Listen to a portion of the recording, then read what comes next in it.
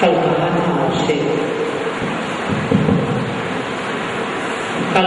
आपसे कि हम एक लोकोत्तर यात्रा के लिए चल पड़े हैं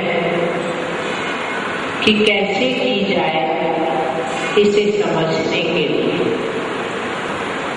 ये सच है कि लोकोत्तर यात्रा जन्म में नहीं होगी, परंतु उसके बारे में जाना जा सकता है, समझा जा सकता है और उसके प्रति आतुरता उत्पन्न की जा सकती है, श्रद्धा उत्पन्न की जा सकती है। क्योंकि श्रद्धा के लिए पंचम काल का निषेध नहीं, उसे क्रियात्मक रूप देने में जरूर पंचम काल बाधक बनता है, परंतु आस्था के लिए वह बाधक नहीं है। और जिस चीज को हम सुन नहीं सकते उसके बारे में सोच भी कभी नहीं सकते। जो सुनता है उसी के बारे में सोचता है, और जिसके बारे में सोचता है वही काम भविष्य में कर भी सकता है। परंतु जब सुनता भी नहीं, सोचता भी नहीं, सुनता भी नहीं, सोचता भी नहीं, तो उसके वह भविष्य में करे इसकी संभावना भी नहीं है। सब लोग उस तरफ मत जाएं, उनकी सहायता में एक दो व्यक्ति सफिशिएंट है। तो आपने कल सुना था कि जब हम लोकोत्तर यात्रा में करने का सोच रहे हैं तो हमारी आस्था ही नहीं, क्या होनी चाहिए? निर्दोष आस्था। निर्दोष आस्था होगी तो कार्य की सिद्धि होगी, वरना कार्य की सिद्धि नहीं। आप चौके में, आपके रसोई घर में शुद्ध हींगड़ा लाके रखा आपने, डिब्बी अलमारी में, डिब्बी के अंदर कागज, फिर डिब्बी के ऊपर प्लास्टिक, और मजाक क्या कि उसको बंद रह जाए, वो तो खुशबू आपको आएगी। इसी प्रकार जब आस्था को आपने निर्दोष बनाया है, आस्था वो बनाई है आपने कि जो तीन लोगों को भी क्षोभित कर सकती है, तो वह आस्था कुछ न कुछ अपना आपके जीवन में परिवर्तन तो लाएगी। वह क्या होगा? वह आस्था का क्रियात्मक रूप होगा, वह मधुर भाषी यानी कि विनयमान होगा। जिसे आत्म तत्व पर विश्वास है, ईश्वर पर विश्वास है, भगवान की वाणी पर विश्वास है, वह व्यक्ति क्या अहंकारी हो सकता है? नहीं। अगर जिसे अपने आत्म तत्व पर विश्वास है, जो ये कहता या ये मानकर चल रहा है, फिर अहंकारी है, इसका मतलब दाल में बना है। क्योंकि अहंकार तब तक रहता है जब तक उसे जिनेंद्र की वाणी पर भरोसा नहीं रहता। तो इस प्रकार भगवान से मिलने में बाधक ये अहंकार बीच में खड़ा हो जाता है। तो इस अहंकार का विसर्जन, माता जी कहाँ विसर्जन कर दी जाए? तो तालाब नदी भी नहीं है? जयपुर के पास कोई नदी तालाब है? वैदिक संप्रदाय में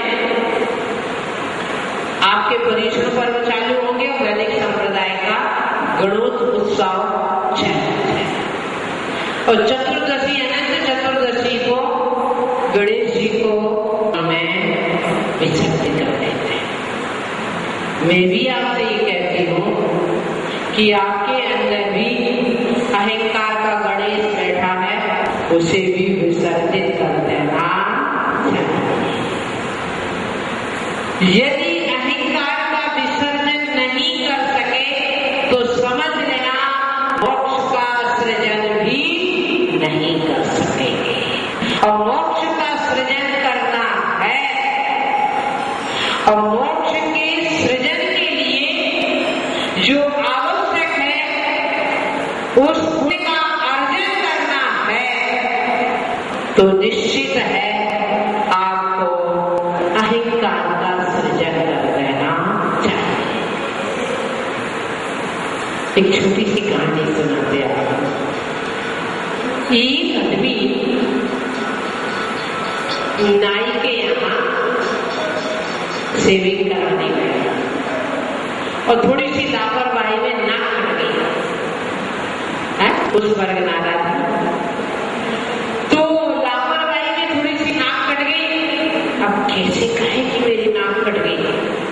तो जो आदमी गया बोले क्या हो गया?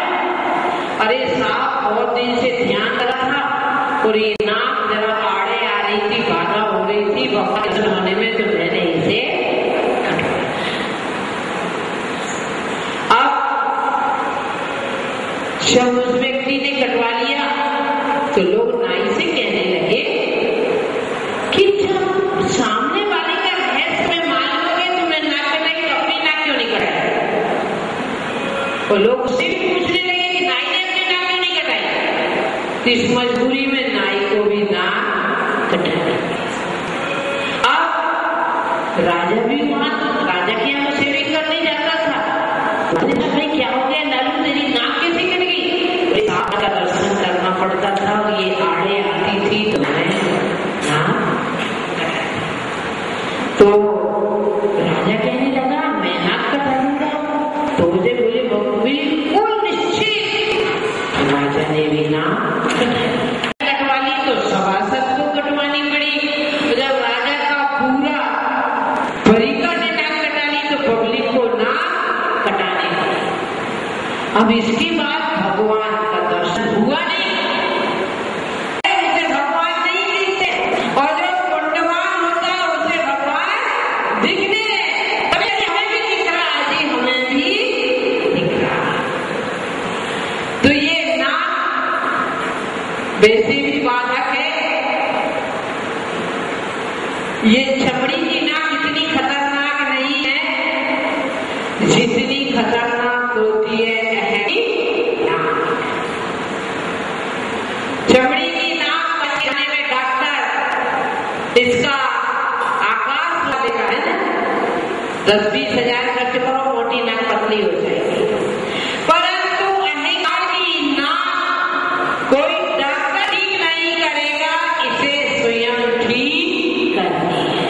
मान बढ़ाई के कारण धन खर्चे मूर, मर के हाथी होएगा आगे लटके सो। ये मान कसाई इतनी खतरनाक। तो अच्छे ही बिना संपन्नता की बात कह रहे हैं, तो जब तक बिना मान जाए नहीं बिना संपन्नता आएगी। इसका नाम क्या है? विनय संपन्नता। अकेली विनय की बात नहीं है। विनय तो यहाँ बेटा हर आदमी को विनय, जब हम आते हैं आप खड़े हो जाते हैं, प्रवचन के बाद अर्घ चढ़ाते हैं, विनय तो सबके पास है।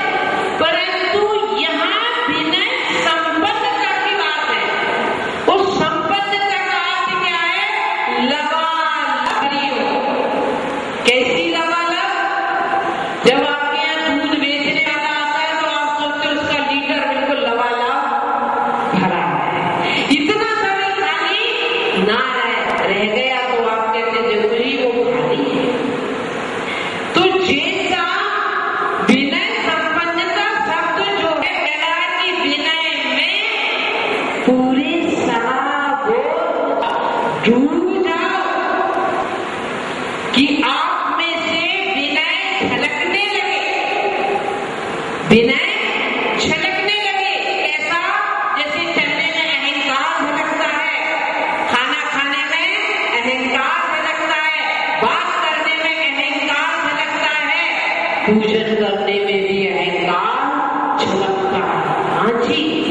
पूजन मेरे को आती, किसी को दूसरे को नहीं आती है। मैं तो 3 घंटे पूजन करता हूँ, ये तो 1 घंटे में भाग जाता है। मतलब विदाउट ट्रेनिंग सब लोग पीएचडी होल्डर है।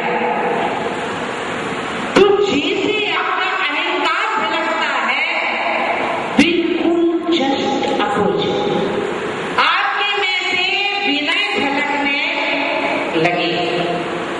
किसी से बात करो तो लगे कि विनय बात, चाहे साधु से बात कर रहे, चाहे आप मंदिर जी में प्रवेश कर रहे, मंदिर जी के बाहर भी निकल रहे, साधु के साथ चल भी रहे, आहार भी दे रहे, स्वाध्याय भी कर रहे। स्वाध्याय करते समय अहम रहे मैं ही ज्ञानी हूं। तो इस प्रकार ये विनय संपन्नता आपसे कह रही कि विनय से सरा हो जाए, डूब जाए। लोग कहते हैं ना साहब इसे धंधा नशा है, मैं कहती ऐसे आपको विनय का नशा होना चाहिए कि कहीं भी साधु दिखा, हमने दिखा, चिरवाणी दिखी, विनय से आपका हाथ जुड़ जाना चाहिए। वह विनय कैसी है? मन से भी, वचन से भी, काय से भी, प्रत्यक्ष से भी, परोक्ष से भी। ऐसी विनय,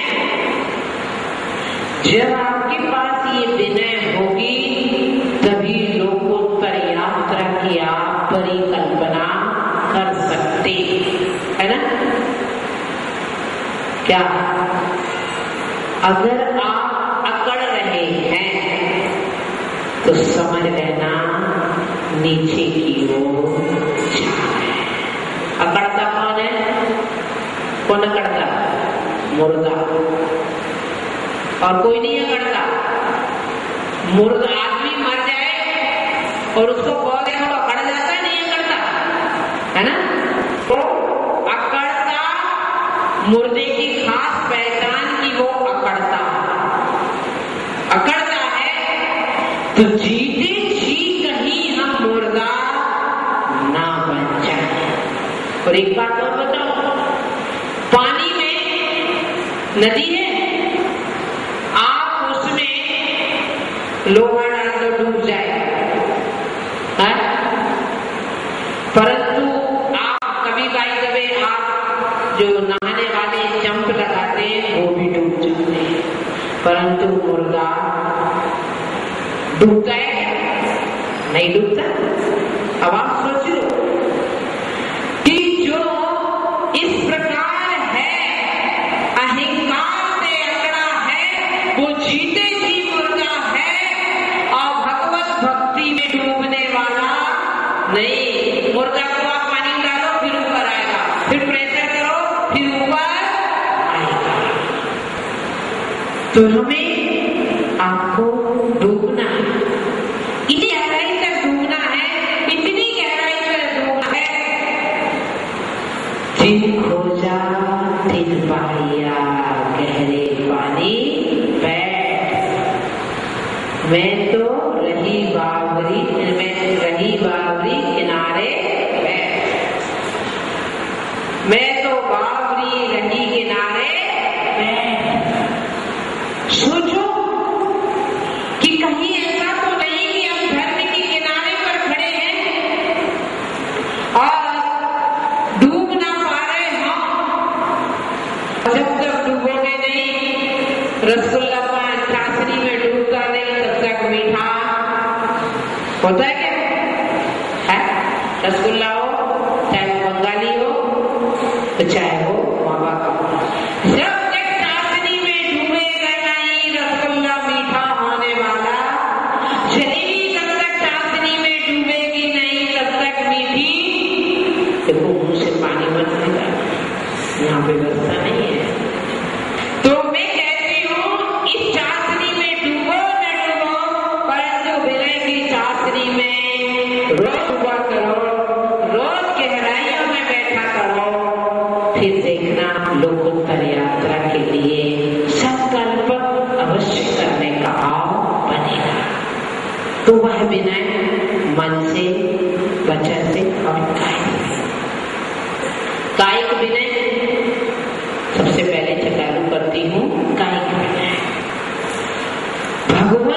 भक्ति में कायिक विनय बहुत आवश्यक है। थोड़ी सी हो सकता आपकी बखिया उधड़ जाए, नाराज मत होना। जब आप पूजा में क्या करते हैं या अर्घ्य चढ़ाते हैं, एक हाथ में ऐसा करते हैं, उधर के चंदन, अरे ये कहाँ विनय? दोनों हाथ को एक साथ जोड़िए, फिर अवतारण कीजिए। तो एक हाथ को नीचे ऐसा लगता गिरवी रख दिया है उसको, और दूसरे एक हाथ से फिर यूं नहीं,